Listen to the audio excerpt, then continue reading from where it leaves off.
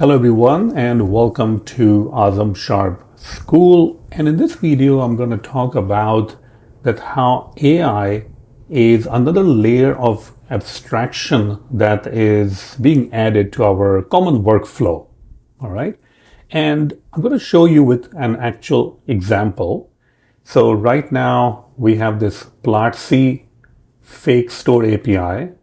And let's say that I want to go ahead and display all the products on my SwiftUI screen. So I'll go and find the products, which is right here. Okay. And yeah, I don't really have any agents file or markdown file right now.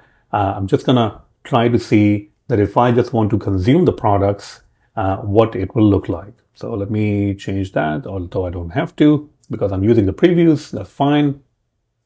And I'm using Xcode 26.3, so that already has the intelligence built in, so I can actually prompt directly from there. There we go.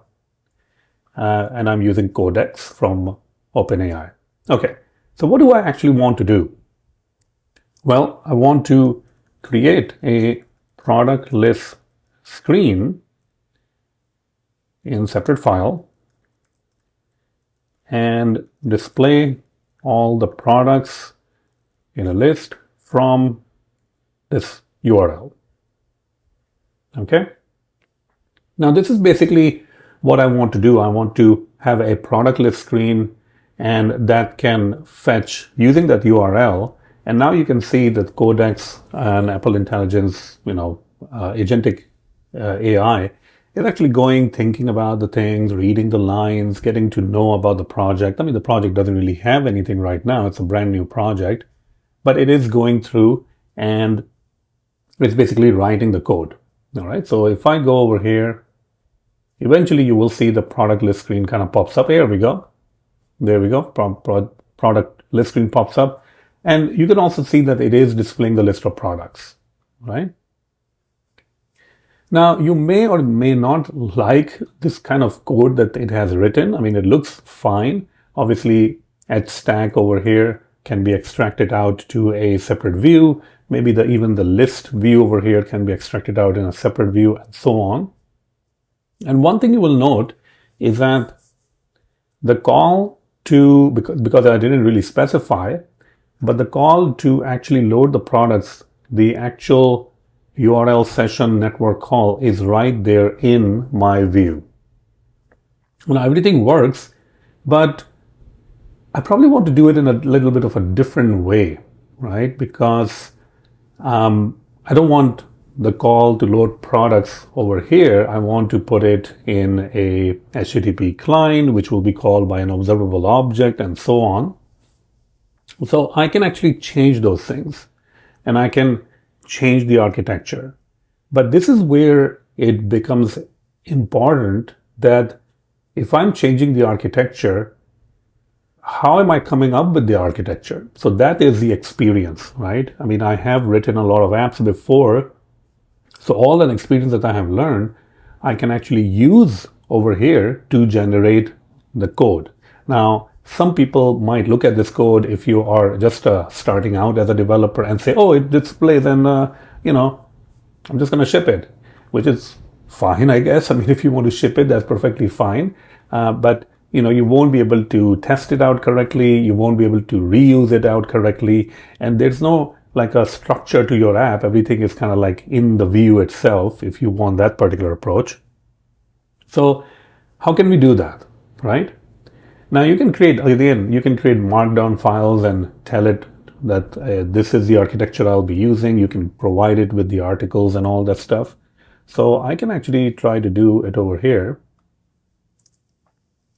The call to the API should be from inside HTTP client. Let's just call it struct. It's interesting that if I can actually make it generic, make HTTP client work with generic types, so it can return any model I need. Put it in the folder, which is, let's call it networking. Let's see what it actually comes up with, and then we can actually refine it. But the important part over here is that all these decisions that I'm making, architecturally that I'm making, is based on the things that I have learned, right? Because AI can just write you can see it's still writing this code over here. I didn't really tell it to remove it. So let's see what it comes up with. Okay, that's the simplest amount of code I guess you can write. That's fine. Create, let's call it plot_c store as observable. Have a dependency on HTTP client and a load, what are we doing? Load products function, which populates the products in plot_c store. Also put the plot_c store in stores folder.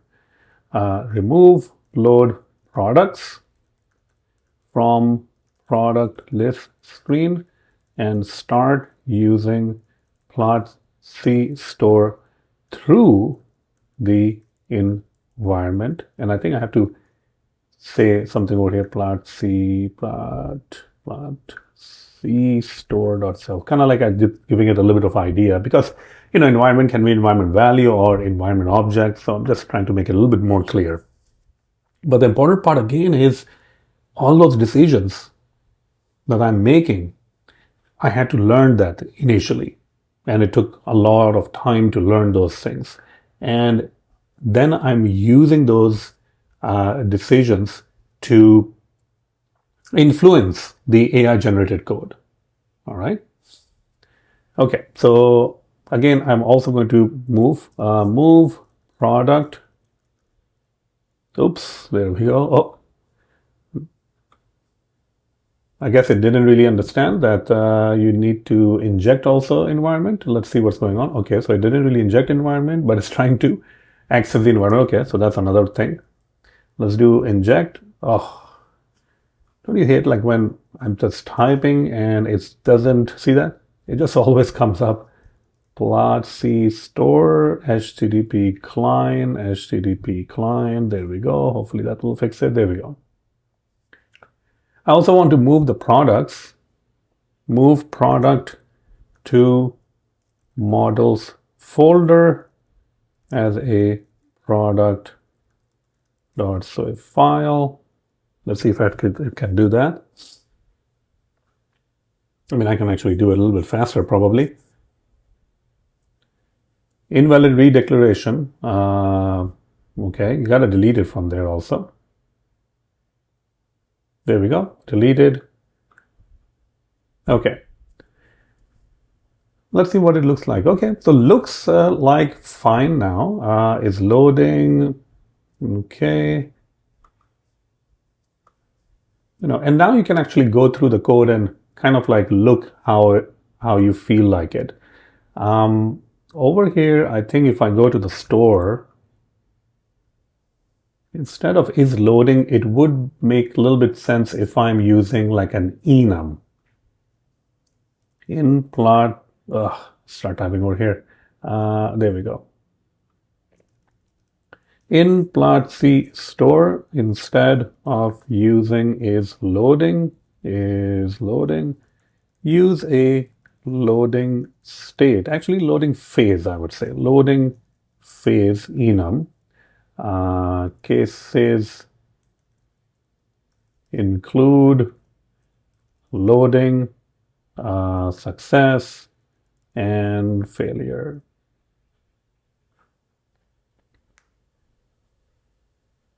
Okay, so it's still doing that.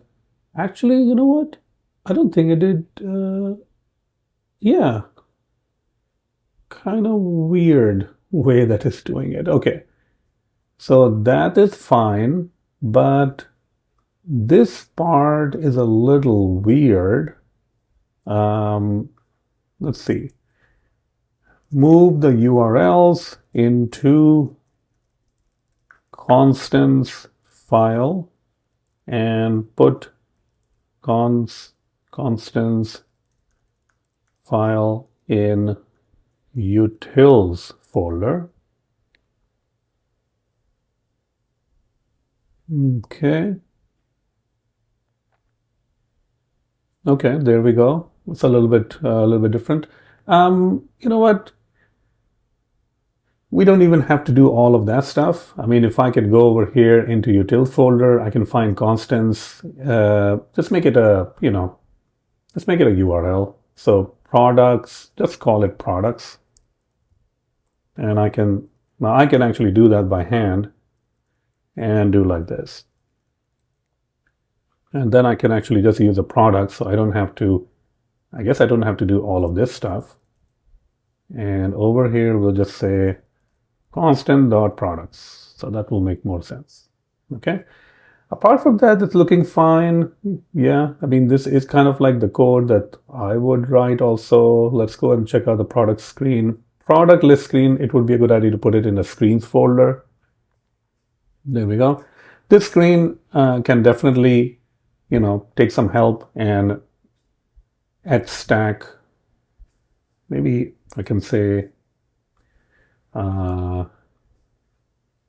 extract etch stack inside list into product row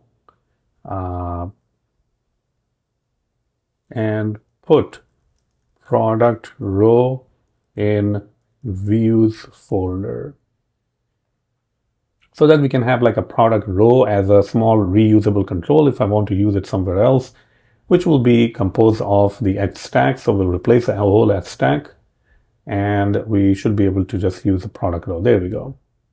And now hopefully it has created product row somewhere. Let's see over here. Views folder, product row. So it should be the same thing. Okay, yeah, that's fine. And let's look at over here, product list screen. If it's loading phase, I wonder if we can use case over here, right? In product list screen, use switch for loading phases. Let's see if it can actually update it to use the switch part. Okay, there we go. That sounds a little bit better. And what about if there are no products?